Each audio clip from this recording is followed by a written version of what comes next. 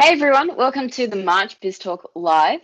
For those of you who haven't seen me around before, my name's Beck and I'm a program manager on the Logic Apps team based in Melbourne, which means today's going to be a little bit different. We're going to be pre-recording the webcast, which we usually do live, but never fear, you can still interact via live Q&A in the Q&A chat.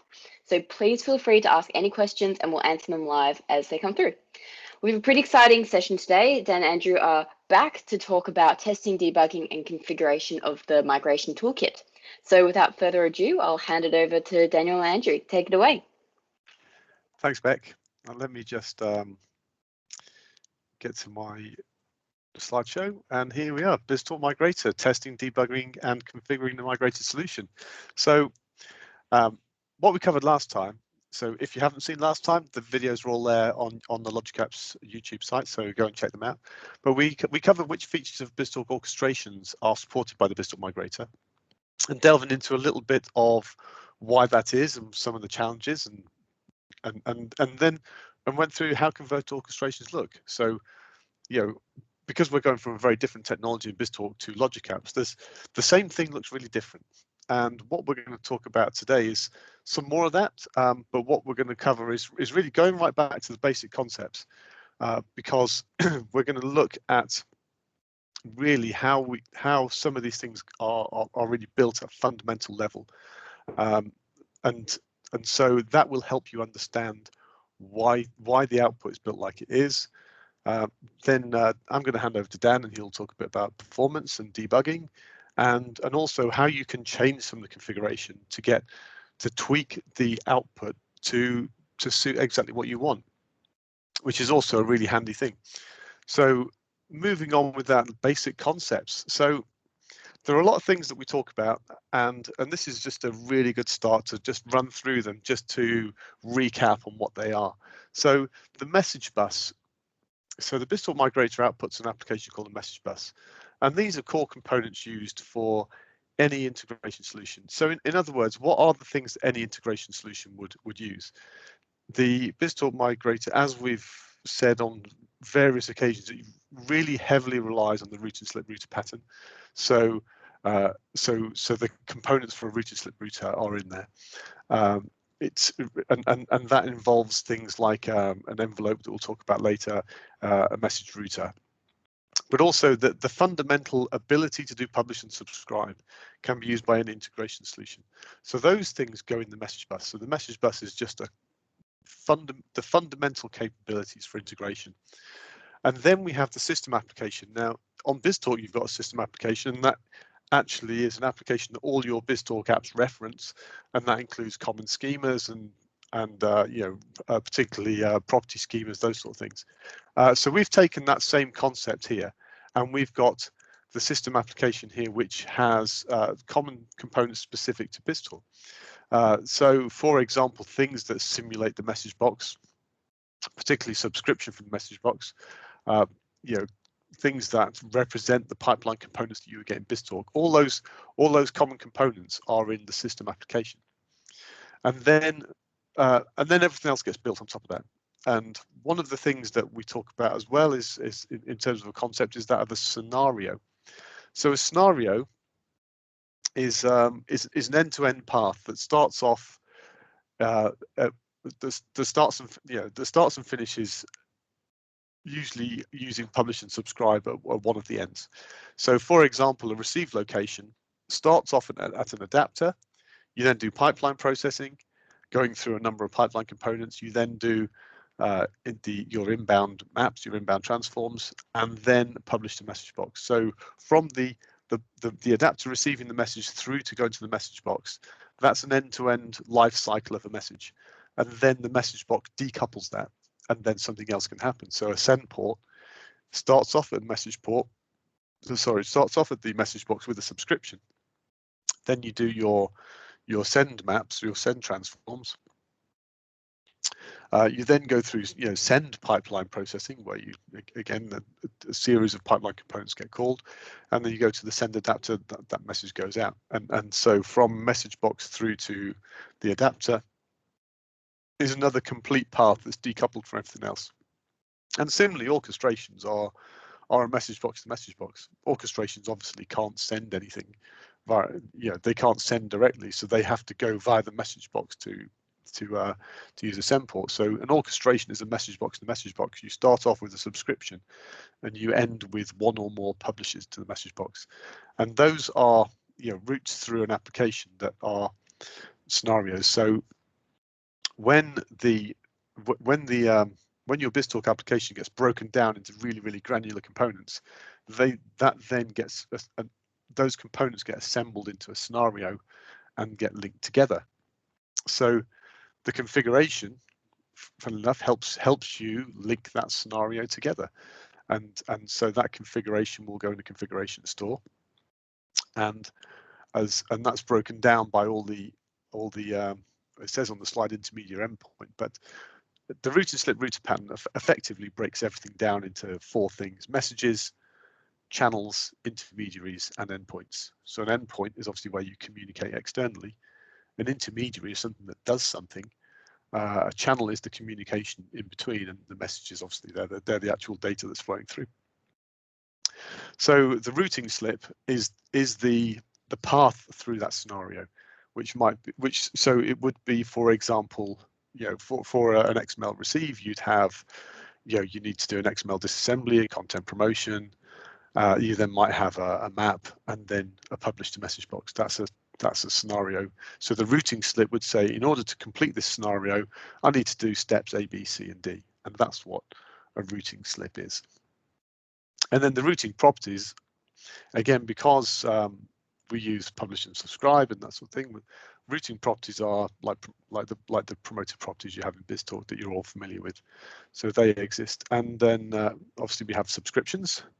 So subscription allows you to start a scenario mainly, but also when you've got request responses, like when you've got an orchestration that has an HTTP, that you can have a request response. So you can actually publish back, and then that response would also go via a subscription. Now, a checkpoint is something we'll talk a little bit about later. So effectively, if you want to actually have a very fault-tolerant system that allows you to pick up from the last known good place, that's where you can, at every time you've done a unit of good work that you want to sort of say, when I recover, I want to recover back from here. So again, in BizTalk, this is a bit like a persistence point, that when you resume from a persistence point. A checkpoint is a similar thing, that when you resume, you'll go to the last known good checkpoint and resume from there. So we'll talk a little bit about that later and why that's important in the way that the logic apps are constructed. And then ACKs and NACKs, that's just really an indication of success. So when you've received something, an adapter, you need to tell it whether the message has successfully been delivered, because that message might be destroyed after successful publishing, for example. So those are some basic concepts, and so what we'll do is use that as a foundation then to talk about the output. And there's lots of stuff in here. What gets deployed, how much does it cost, and then what are all the common bits that make up the output. So you've probably seen this. If you've seen these Logic Apps live sessions before, you will have seen this slide before. So we talked about the message bus with all the common parts. So there's actually a bunch of things in the message bus that we talked about that support those basic concepts we just said then. So the configuration store. So the configuration store, which is all the config that each of these steps needs to use. The routing store, how you link one step to another. The API management is very heavily used because it not only provides caching but also provides indirection and forwarding, so that when we go via API management, we can actually use policies in API management to actually hide what's behind the scenes. And then obviously you've got things like Key Vault for secrets, you've got storage, the routing slip router, that's the RSR, and then there are some function apps. So all these things get deployed in the message bus, and every single time you run the BizTalk migrator, you will get a message bus app, and that gives you the same stuff every time. So you only need it once. Similarly, the system application we just talked about, that's the service bus for publish and subscribe. You've got the and then you've got what are mostly the standard kind of pipeline components that we use: JSON encode, JSON decode, flat file, content promotion and demotion, XML processing, but also a topic publisher, because when you publish to the message box, that is a common component.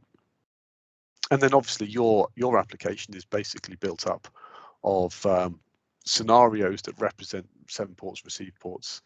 The process manager is how we represent orchestrations, and then you've got the topic subscriber, which is how you get the subscriptions, and then your the API connections to external systems. One of the questions we're also asked quite a lot is, oh, excuse me, my dog is barking there, but is how much does all this cost? So obviously all Azure resources are on a consumption basis, but the BizTalk Migrator by default uses a free or the lowest cost SKU available. So and that means, I think we've talked about this before, there are some limitations in that. So for example, we use the free integration account that has usage limits. You can upgrade the SKU if you want. So we talked about that last time, that you can actually change the SKU, and you can change you can set it to use your existing ICE account. But by default, we use the free one. We use the free Azure App Config. We use the free or the basic API management. Again, that has usage restrictions, and if you've got an enterprise version of API management, you can change the output so it uses your common one, and again, it uses the standard version service bus. So we did, so in the last session we talked about what happens when you have conflicts if you've only got a single free SKU in the subscription. The other thing is that, and this happens with BizTalk with latency. If you do BizTalk low latency, what you can do is you can set the polling interval down to a smaller and smaller and smaller level until BizTalk is almost real time, because you might have 50 seconds, 50 milliseconds polling interval in between things. Now, with logic apps and with the triggers, if you've got polling triggers, you get charged every action.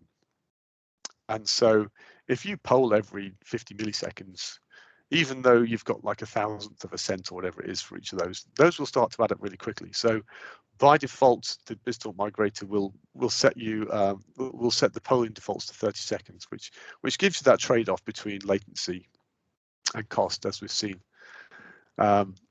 You can get a more responsive application by reducing the polling intervals, but then you get more cost. And again, some of the common logic apps, so the message constructor is a really important one, because when we receive a message, we actually wrap it in an envelope. And in BizTalk, you've got the Xlang S message, or the Xlang message, which has the promoted properties, and you can have multiple message parts. But a lot of the time you don't think about it, because it's just, well, here's my message and here's my message context.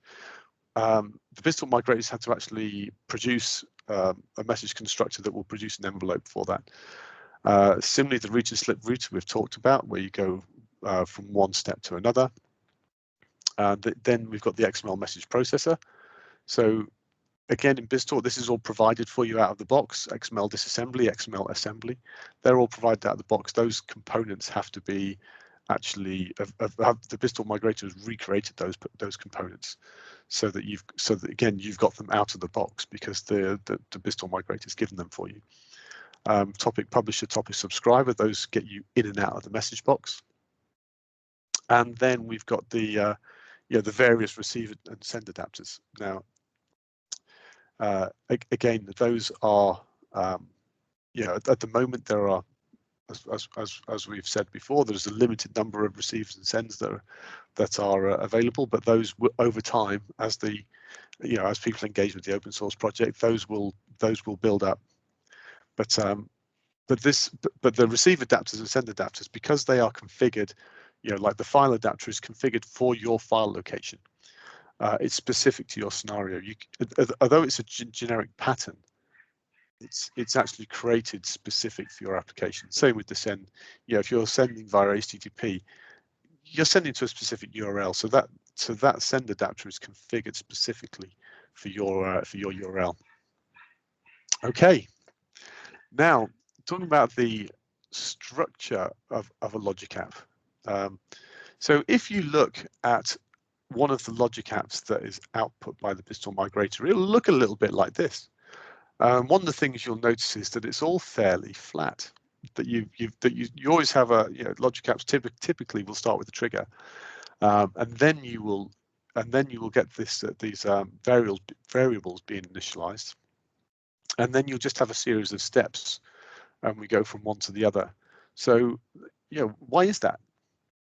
And there are some really fundamentally good reasons why you get that output like that. So when we look at a typical logic app, you'll start off with a trigger. I've received a message via HTTP or something like that, and then you'll do some actions based on it, and then you'll sort of say, well, was the action successful? It may be that I've gone to a connector and sent that, and then you want to know if that was successful, and if it was successful, then you do something else. You might send that message somewhere else, and then you get to some final actions to finish off your flow.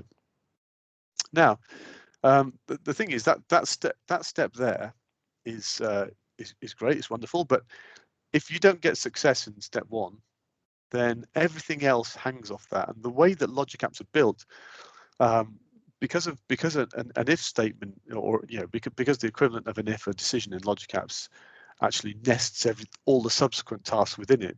Everything, you've got this step one, but everything else is nested inside it. So step two, step three, they're nested inside step one. Now, what we actually want to do really is to change this, and this is where the checkpoint pattern comes in, so that step one does the same thing. You receive something from the trigger, you do some work, you might send to a connector, but instead of the success actually going straight on to step two, it sets a checkpoint, it sets a value, a flag, if you like, to say whether step one was successful or unsuccessful. And then what step two will do is it will say, was step one successful? So this is what the correct checkpoint thing is, because effectively this makes the logic app re-entrant when you resume it, because all that step two will do is it will run through until step two says step one successful. If step one's successful, I'll do the work for step two. And you get through the end of that, and then you set the checkpoint, which is step two successful, and then you can do step three. Now that has two really, really big advantages. Firstly, it means that your logic app is re-entrant, but it also means that each of these snippets, step one, step two, and step three, can stack on top of each other, and it means that they're much easier to reuse, because all you need to do is to have the run after wiring these things together. But as a snippet, these things can be reused, so that when we're creating output, then if we need, for example, we're simulating an orchestration and you've got a step which is do a transform, that step can be put in as a snippet, and it can be reused over and over and over again. And that means that as a code generation tool, that's how the BizTalk Migrator does a lot of the logic app building, by being able to use snippets and stack them like this. I know this is a lot of ground to cover, but I'm just getting onto this so that you have the fundamentals in place, so that what Dan says makes sense. So the other thing is we've got the envelope. So obviously, like so, we talked about an Xlang message. So in logic apps, everything is JSON. So if we're converting a BizTalk application, the XML needs to be wrapped, and it needs to be encoded and wrapped in JSON. Now, logic apps will do that for you, but then you don't have control over what happens with it. So the BizTalk Migrator constructs a message envelope, and obviously that has a header, and it has a body. And in the header, you've got the things that you'd expect to have in a header, really. So you've got you've got properties, which is the information, any state that you want to store. Then you've got the routing. The routing is like the promoted properties. So it's almost like properties is like a bag of, property bag, but the routing is those properties which have been promoted, that are, because what goes in the routing is what ends up being promoted when you do your topic publishing to the message to the service bus. And then the routing slip is telling this message where it's going to go.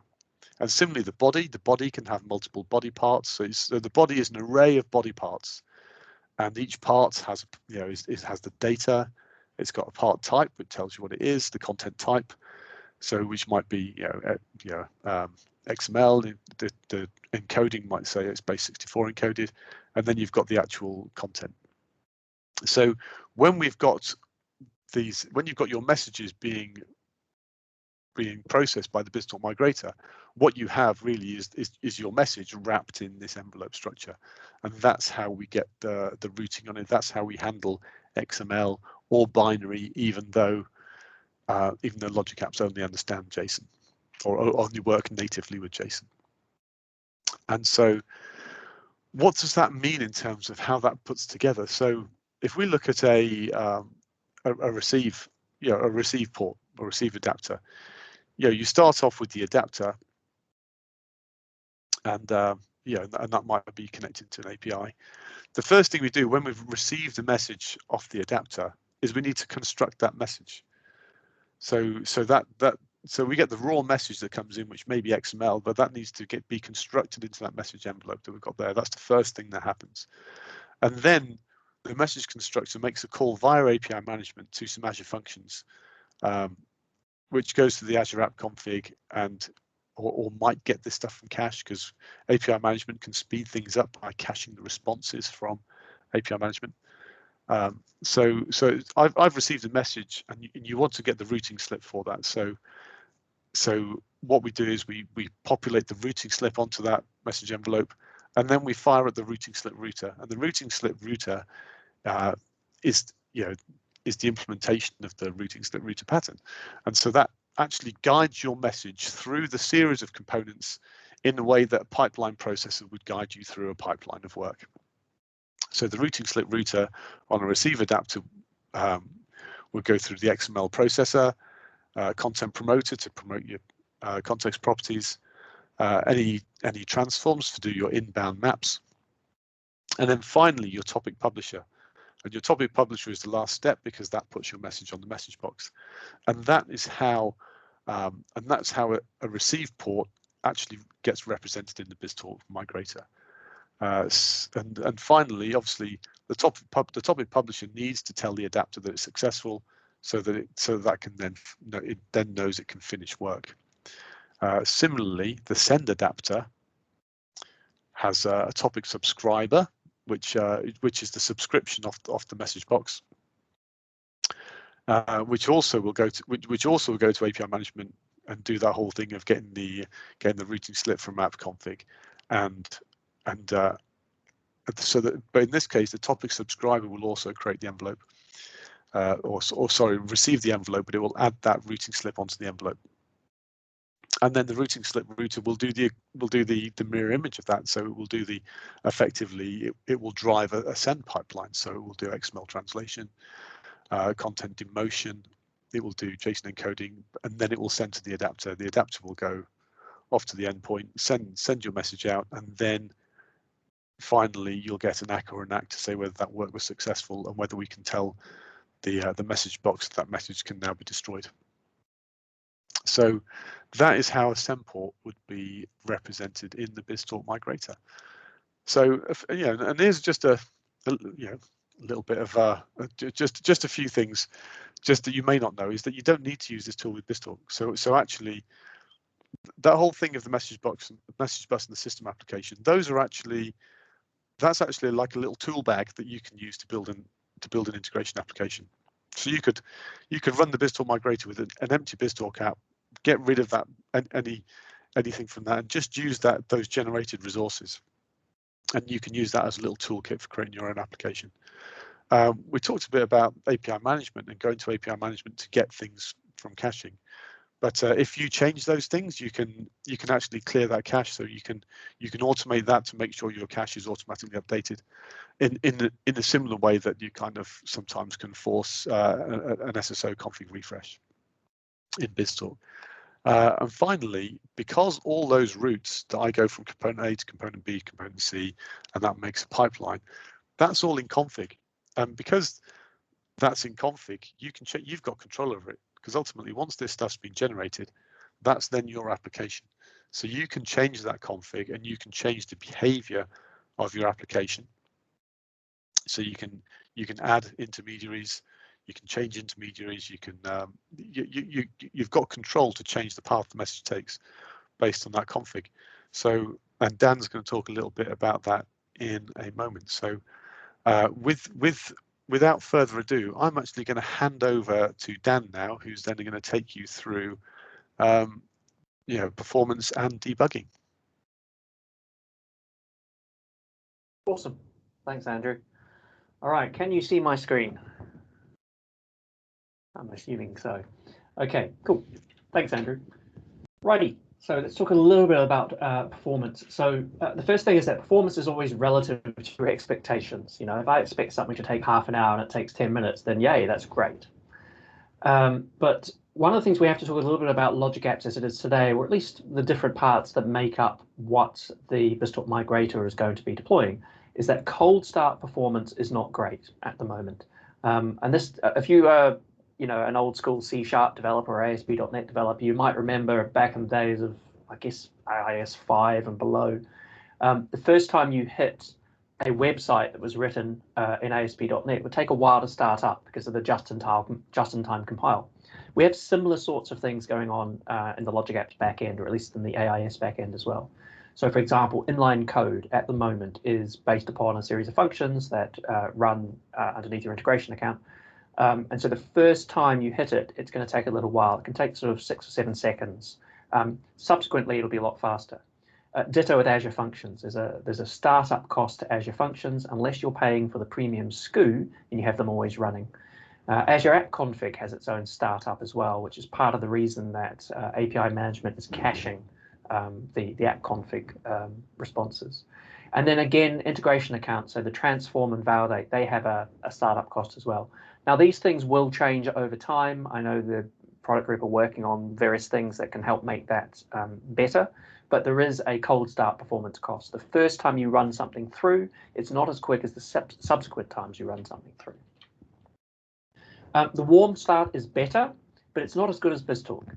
So if I drop a file onto an FTP server and ask BizTalk to pick it up and just pass it through and drop it out into the FTP server on the other side, that's going to take a second, 2 seconds, something like that. In the migrated application, even with a warm start, it's not going to be quite as quick. Why is that?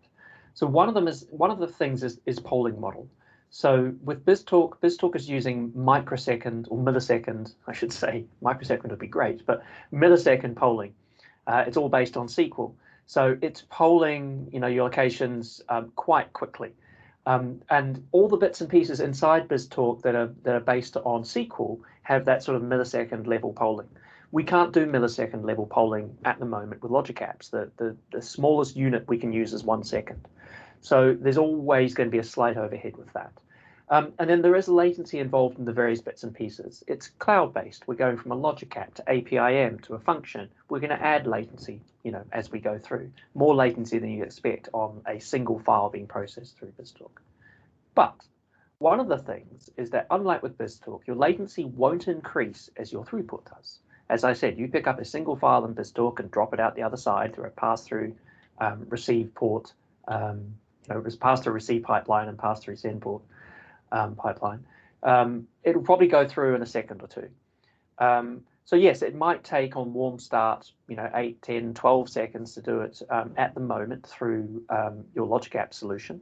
But if I dropped 1,000 files into BizTalk, it's not going to take a second or 2 seconds per file. You watch it slow down. Whereas the Logic App solution will still take 8, 12 seconds per file. because it will automatically scale, and that's what we get with the cloud. That's why a lot of us move to the cloud. You know, with BizTalk, if I wanted to scale, I've got to increase the number of BizTalk server instances in my group, and then I'm gonna have to split the message box and things like that. So we don't have to worry about any of that. So again, this is all about your expectation. If your expectation is it's going to pick up a single file and drop it through within a second, it's not going to do that at the moment. I would hope that as time goes on, performance will get better. But if your expectation is that it's going to be able to handle 1,000 files within 10 seconds each, then it will do that. So again, set your expectations correctly. So the thing is what latency can I live with, and what am I willing to pay to get better latency? Because as Andrew alluded to earlier, you can lower your polling intervals on everything, and you will get better latency. As in, you'll get lower latency, but at a cost, because now you're paying for each of those polling cycles.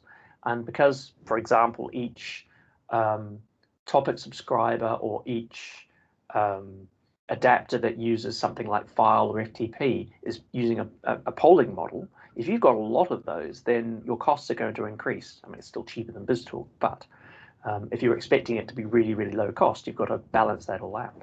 So again, it's a balance, latency versus cost.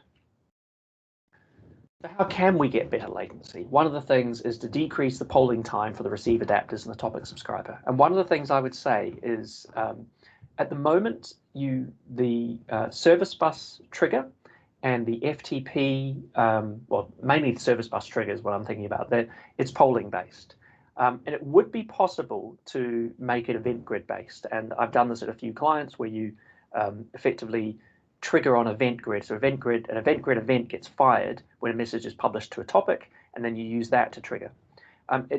It's possible to do, but you generally need a higher SKU of service bus in order to make it work. But that'd be one thing that would be nice to see. And if you want to see that, then we have to talk to the product group and ask Microsoft to look at implementing something like that. But yes, you can decrease the polling time for your receive adapters and your topic subscribers. You'll pay a little bit more, but you'll see messages go through quicker.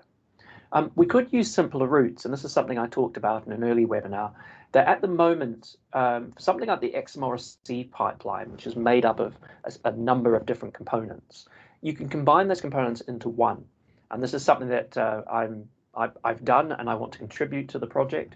But if you do that, it means it doesn't go back out to the routing slip router each time, because the routing slip router adds, half a second to a second. So if we had them all in one pipeline, then effectively we're decreasing the amount of time that it takes to run through. So that would be something. You lose the flexibility if you do that, though. You can't change the pipeline, on the fly.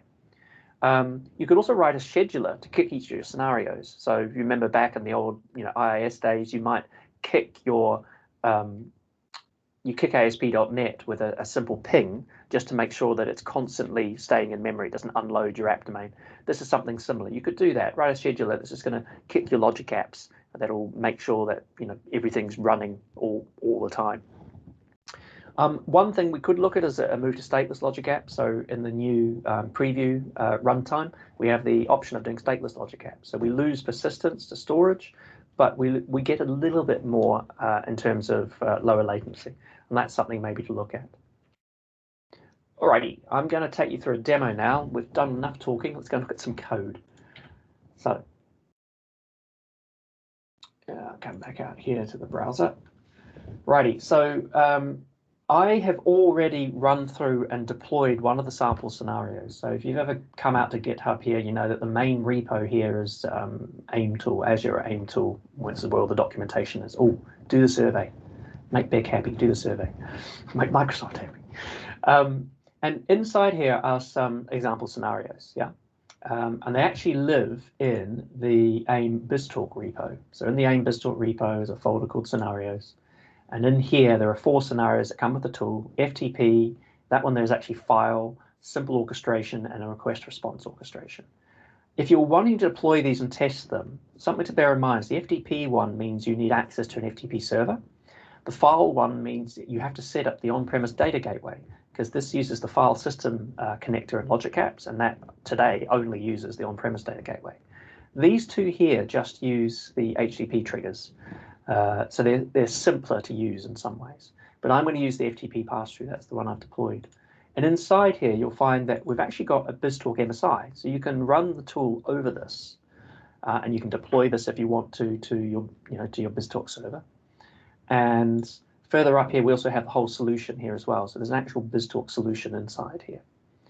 So I've deployed that to my BizTalk server. Sorry, this gets quite small, but I've got this same MSI deployed to my BizTalk server, and there's very little in it. It's got a FTP receive location and a port, and it's got some properties for FTP here, and it is using the open this up, you can see it is using the pass-through pipeline.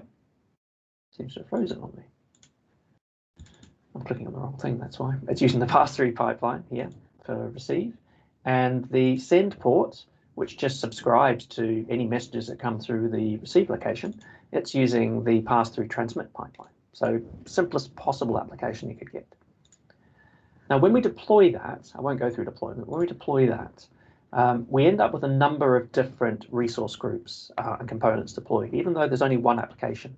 So I have all the samples deployed in here. But what you'll get if you deploy just the FTP scenario is you'll get the message bus resource group, and that's got common components. So we've got app configuration, we've got an integration account down here for storing things. We've got a number of functions, we've got app insights, the number, and then we get the routing slip router and storage account and a consumption, app service plan. In the system application, we get more of the BizTalk related things. So this is where you're going to find the bits that make up pipelines. So we get, content promoter and demoter, a flat file message processor, JSON encoder and decoder, all the common stuff that is needed by a BizTalk, a migrated BizTalk scenario. And then we will get a resource group per application. So here, this is the one I migrated. And I don't know if you remember, it was called aim.ftp passthrough.msi. And the BizTalk application is aim.ftp passthrough. So it's named it here by putting a prefix at the front, RG for resource group, then aim app, and then the name of your BizTalk application with dots replaced with dashes, and then what environment, what location, and then this is the unique deployment ID when you did your migration to make this separate from anyone else. And inside here, we're going to find a FTP receive adapter and an FTP send adapter. And those represent the receive location and receive port and the send port. And then we'll have some API connections for connecting those up. And then there's a couple of other things that you wouldn't normally see in BizTalk. So there's a topic subscriber here. And this is actually what kicks off the send port. If you think about a send port in BizTalk, it has a filter, which is what we're subscribing to, and then it has the actual adapter.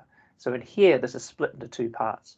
This subscribes to the messages. In this case here, it's subscribing to any messages published by the FTP receive location, and then it's going to call the send adapter here. So those are all the bits that make it up. Let's give it a whirl and have a go testing it. So I happen to have in my FTP server a sample here. I'll come up and I'll edit that. And I'll change that file. So now I've changed that file.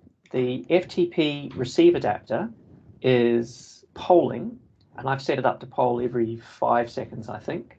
And it's polling, checking for changed files. One of the things I have noticed with some of the triggers in Logic Apps is that it takes a while after it's realized that there's a file there before it actually fires. So you can see right now, it's 8:41 a.m. here, it's succeeded. So it's realized there's a file waiting, a file has changed, but it hasn't yet fired the trigger. And if I refresh here, it still hasn't fired the trigger. It takes a little while before it actually fires the trigger. So we were talking about latency. This is one of those areas that we're waiting for the Logic App to be kicked off. While we're waiting, if we have a quick look at the inside of the Logic App, Andrew talked about that pattern earlier on that all Logic Apps follow that are output by the migrator, and this is an example here. So what happens here with the FTP receive adapter is we're using the FTP trigger, the FTP connector trigger here, to say when a file is added or modified, and we only get the properties. So we're getting the metadata. We're not yet processing. This adapter has no way of, at the moment, of only saying I want to handle files that match this certain file mask. So if you think about in BizTalk, I can say I want all files that end in .csv. or I want them to start with employee and end with .xml or something like that. I can put a file mask in. The FTP and file connectors triggers don't have that ability at the moment. They can simply watch a folder for changed files, and you get the properties of those files. So what we have to do then in the code is actually check the file name and handle it that way. Now, there is something, you do have trigger filter actions. I don't know if these are in the, I don't know if they're in the designer at the moment. So it means that you have to do it from the code behind, okay?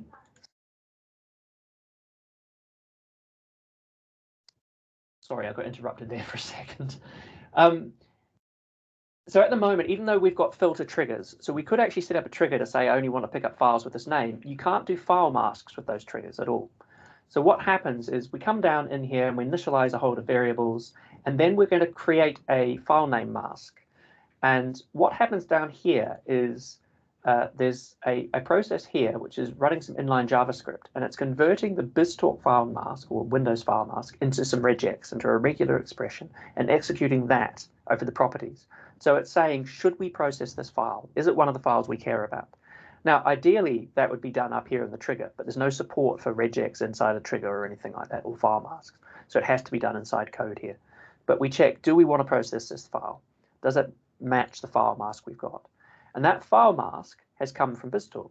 If we go back and have a look in the receive location over here, we can see that we've set up, and this is quite small, I'm sorry, but the file mask is star.star. So we are picking up any file in here at the moment, and that has been brought across to this logic app. And in fact, we can see that because it is in the parameters for the logic app. We can see here, star.star, and you could change that in the logic app. I could change that to star.csv, and that's what the logic app would start using. So that's been brought across. If I come back out of here and see that the trigger should finally have fired, and here we go, yep, 8:43, it fired. And it took 27 seconds because it's a cold start. Remember I said a cold start?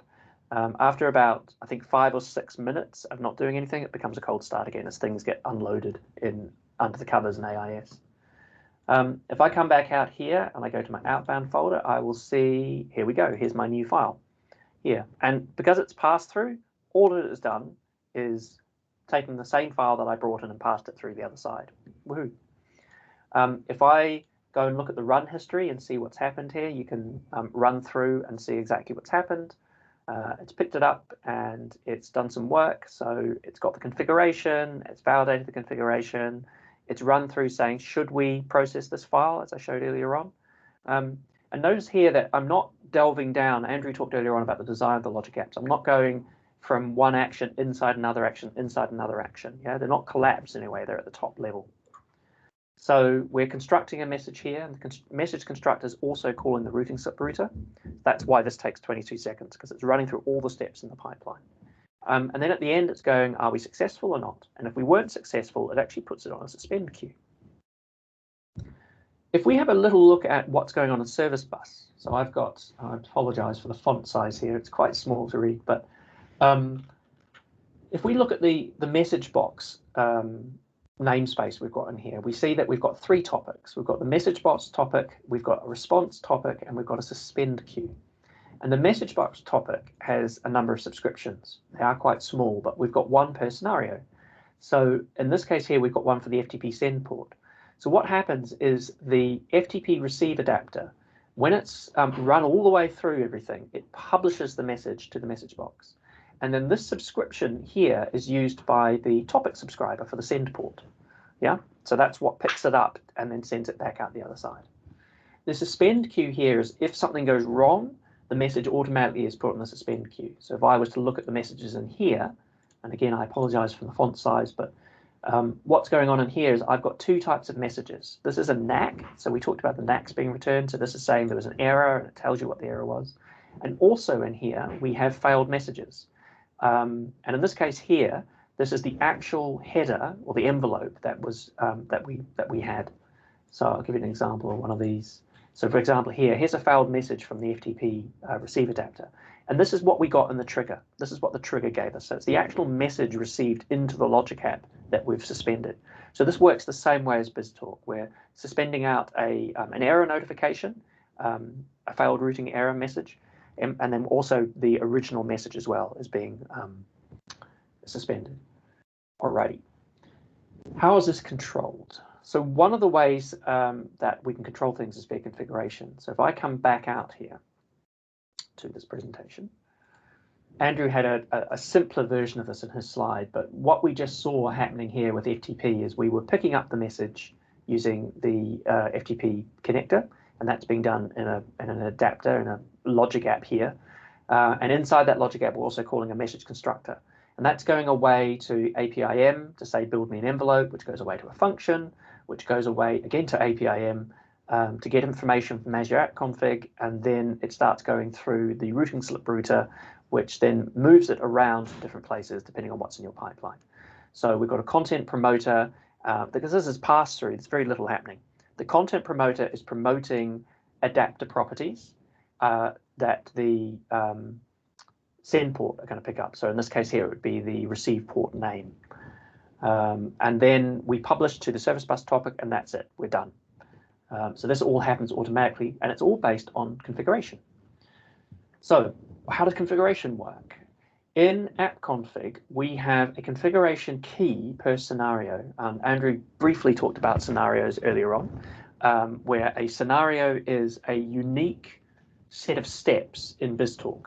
So a scenario would be a receive port and receive location, or it would be an orchestration, or it would be a send port. Because if you think about it, a receive port and receive location is picking something up from somewhere and it's dropping it into the message box. And that's it. It's now finished. It might be waiting for a response, but that bit of processing is done. An orchestration subscribes to a message, does something, and then publishes a message, most likely. And that's another scenario. And ditto with a send port. We subscribe to something based on our filters. We do some work, sending it out via an adapter, and then we're done. So each of those is a scenario. And each scenario has a key or a set of entries in app config. So we have a configuration entry, the routing properties, which are the properties we need to promote, and the routing slip, which says where do we go. We can edit those directly in app config, and I'll show you why that's kind of tricky, but we can then change where our logic app's going to go, where our message is going to go. So the configuration file contains a section for each logic app that is called. We call them intermediaries, but each logic app that is called in your pipeline, it has a section. Properties in your envelope and the properties in your configuration entry are a combination of ones that come from BizTalk and then properties that are specific to that logic app. And the other thing to remember is that some config values are actually in your logic app. So you saw file mask earlier, that's in the logic app, it's not in configuration. After you change configuration, you have to refresh APIM's cache. And you can do that by calling APIM directly, or you could write your own logic app that's triggered by Event Grid. And again, this is something I have that I have yet to commit to the repo. It would be nice to have it automatically set up. So if you want to change the routing slip, which is where does my message go, it's the same as the config entry, but you're using the routing slip label in app config. And I'm going to do a demo now and show you exactly what that looks like. So if we come back out here to Azure, in my resource groups under message bus, I have app config in here. So in app config, I can go to Configuration Explorer, and you'll see that we've got a lot of scenarios here. And I'm looking for this one, FTP pass-through. So it's the name of your BizTalk solution, the name of the receive port, and the name of the receive location. That's how these are named. In this case here, this one's a send port, the name of the BizTalk application, and then the name of the send port. And in here, I've got a configuration entry, routing properties, and routing slip. And I can go to edit the routing slip. And this is where I'm saying the editing is not ideal, because you get a text box with JSON in it, all in one line. But if we copy that and we come back out to Notepad and I paste it in, and there's a JSON plugin for a JSON viewer plugin for Notepad++, and I can go format JSON. There we go. So you can see the routes here is that there's only two of them. I'm in the receive location. I'm promoting properties and I'm publishing. What if I also wanted to use the flat file decoder? pass in a flat file. I can do that by copying this, changing this to say flat file decoder. And in here, you've got the resource group that your logic app's in, and then the name of the logic app, and it will just be passed your envelope. So in here, I know that is called flat file message processor. I know this is an existing logic app, flat file message processor. And that's all I have to do. I'll just double check flat file message processor. I've got it copied over here. And that's it. So now I can copy that and I can come back here and I can drop that in. Apply it. And now if I make a change to my file again, let's say we're going to do the same sample file here, test3. What's going to happen is it's going to pick it up and it's now going to run it through the flat file message processor, the flat file decoder effectively, which will fail for a number of reasons. One is that I've given it an XML file, not a flat file. And second is that I haven't updated the configuration. So I mentioned that there's a configuration entry as well. So if we edit this, we want to do the same thing. We come back into Notepad++, and we paste it in, and we configure it. You'll see that there's an entry in here for each logic app. So there's one for the adapter, content promoter, topic publisher, and global. But there's not one for the flat file message processor, the flat file decoder. So I've copied and pasted over here what I need. All we need for the flat file decoder is the name of the body schema, which means you need a body schema in your integration account, because that's what it does, is it uses the flat file decode action in logic apps. Take that and I put that back in here and apply it. Now we've updated that. Now I mentioned earlier you need to go and refresh the cache in APIM. I have a logic app that does that for me automatically, so that will be done for me.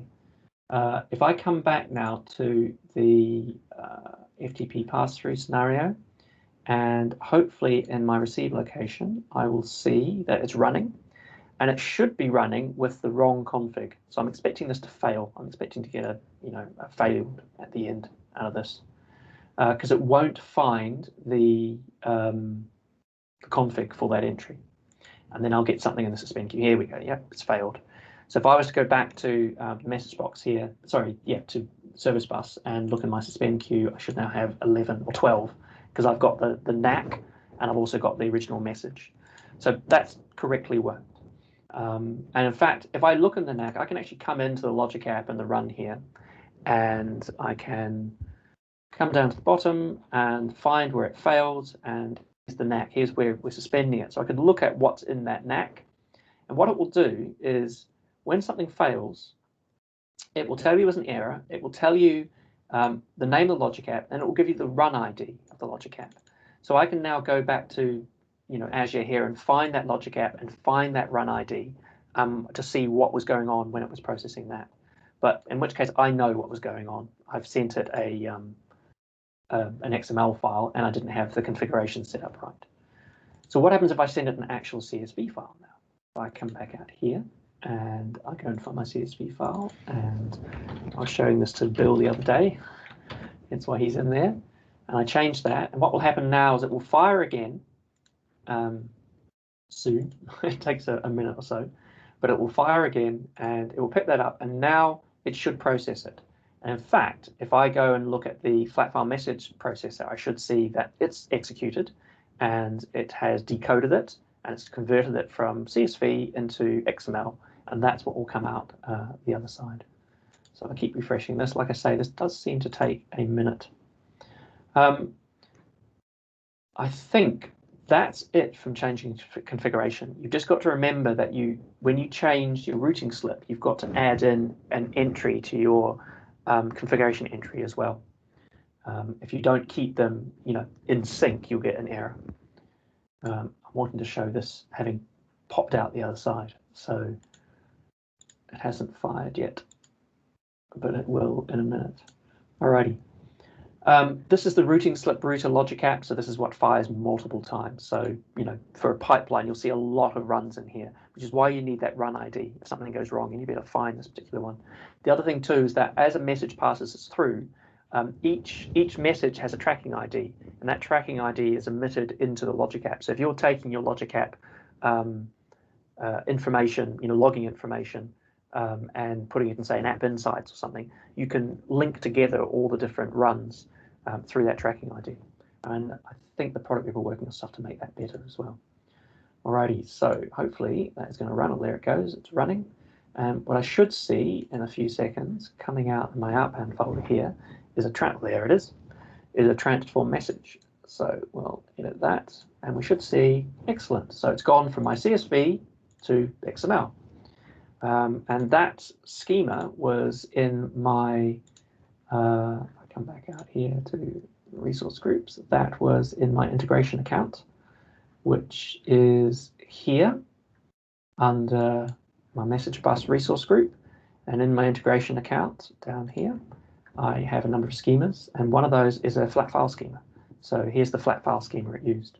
One other thing, if you've got schemas and maps in BizTalk, the tool will automatically upload those for you into your integration account, which is kind of cool.